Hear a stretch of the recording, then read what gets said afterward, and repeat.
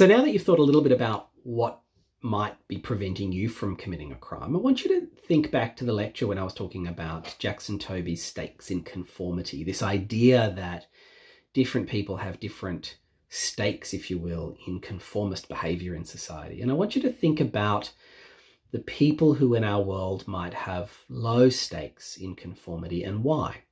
Now, I don't want you to just think about offenders and non-offenders and say, well, the offenders have low stakes in conformity, because yes, that is what Jackson Tobey predicted, but he wasn't really necessarily trying to correlate stakes in conformity with crime, but trying to understand where in our community we might have people with low stakes in conformity and why we might expect there to be higher rates of offending in those communities.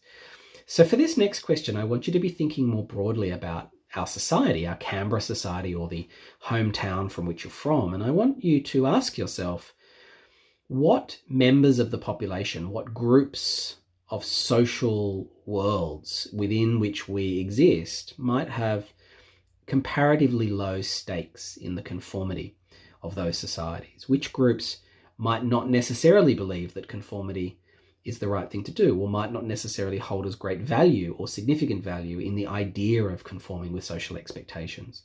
So think about that. Come up with a few ideas of different groups within our society that might have low stakes in conformity, and ask yourself, are these groups most likely to be the ones committing crime in our community, or are they the ones least likely to commit crime? The other thing I want you to do is jot down below as well the groups in our society that have high stakes in conformity. So who are the people that are most likely to see value in conforming with the social standards? Are those people from particular groups in our society?